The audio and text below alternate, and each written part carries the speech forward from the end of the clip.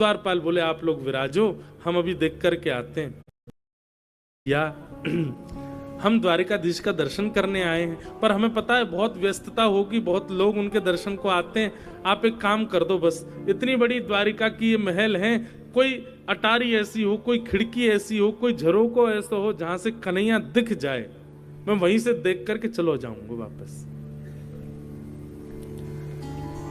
मैं बचपन को सखाऊं द्वारिकाधीश को, मेरा नाम सुदामा है, आपने कोई योजना बनाओ। द्वारपाल बोले आप लोग विराजो, हम अभी देख करके आते हैं।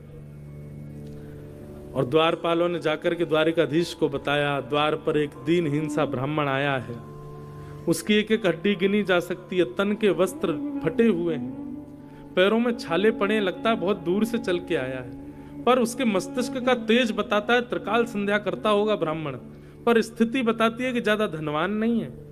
अपने आप को आपको बचपन का मित्र बता रहा है और उसने अपना नाम सुदामा बताया है। ठाकुर जी भोजन कर रहे थे और कवल तोड़ करके बस मुख की ओर ले जा रहे थे, तभी सैनिकों ने कहा नाम सुदामा बताया है। ठाकुर जी वहीं रुक गए, नेत्र बंद हो गए, संपूर्ण लीला ठाकुर जी को दिख गई, सुदामा जी का चिंतन होने लगा। भगवान बोले सुदामा जी आए? बोले जी। मेरे बचपन के सखा सुदामा आए हैं? बोले हाँ महाराज। जो मेरे साथ विद्यालय में पढ़ते थे वही सुदामा जी। अब वहां खड़े लोगों को क्या पता कि सुदामा जी के साथ क्या लीला, ठाकुर जी सब लीला, वही जो मेरे साथ वन में जाया करते थे, गुरुदेव से पढ़ा करते थे, वो सुदामा जी आए हैं। सैनिक जन हाथ जोड़ करके खड़े हैं, क्या बोले, अब उन्हें तो नहीं पता ये सब। ठाकुर जी कह रहे हैं मेरे मित्र सुदामा, सखा सुदामा आए और तुम उनको बाहर छोड़ आए, बाहर द्वार पर ही वे खड़े हैं, उनको भीतर नहीं लाए। भगवान आप प्रसाद पा रहे थे इसलिए हमने कहा आप थोड़ी देर बैठो। ठाकुर जी ने थाली दूर की, वहीं सिंहासन से ही कूदे ठाकुर जी, मुकुट गिर गया, ठाकुर जी की मालाएं टूट टूट करके गिर रही हैं, ठाकुर जी की कौंधनी टूट करके गिर रही है, बाजूबंद हाथ के कड़े सब निकलते जा रहे हैं और ठाकुर जी दौड़ रहे हैं मुख्य द्वार की ओर। सेनापति, महामंत्री, 16,100 राजकुमारियां, बड़े बड़े राजा सब ठाकुर जी के पीछे दौड़ रहे हैं। भगवान एक बेड़ी, दूसरी बेड़ी, तीसरी बेड़ी पार करते हुए मुख्य द्वार पर जा रहे हैं, नेत्रों से विरल अश्रुधार गिर रही है, मेरे सखा सुदामा आए हैं। द्वारिका में हाहाकार मच गया, ऐसा कौन आया है जिसके लिए द्वारिकाधीश भोजन छोड़ के भागे।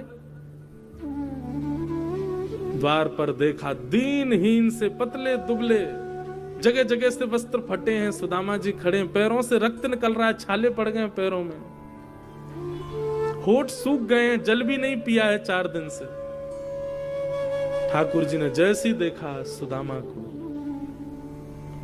भगवान तो मानो जैसे टूट गए, दौड़ करके गए और जाकर के सुदामा जी को अपने अंक में भर लिया। एक क्षण के लिए तो मानो ऐसा लगा सुदामा जी भगवान के चिन्मय रूप में ही विलीन हो गए हों, अपने अंक में भर लिया। सुदामा जी ने ठाकुर जी को गले से लगा लिया। सुदामा जी को नेत्र खोल के थोड़ी शर्म आ रही है, चारों तरफ बड़े बड़े राजघराने के लोग देख रहे हैं, सुदामा जी की दीनहीन सी अवस्था है, तन भी ऐसा विचित्र है, चलते चलते बहुत पसीना आया है, उसकी गंध भी आ रही है, और ठाकुर जी का ऐसा चिन्मय रूप, मधुर सुगंधी चंदन की, और ऐसे लिपट गए ठाकुर जी बिल्कुल संकोच नहीं कर रहे हैं।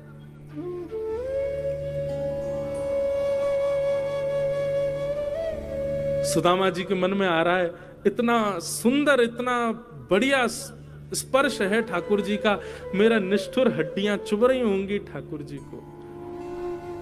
सुदामा जी दूर करते हैं लाल जी को, लाल जी फिर पकड़ करके अपने अंग से लगा लेते हैं।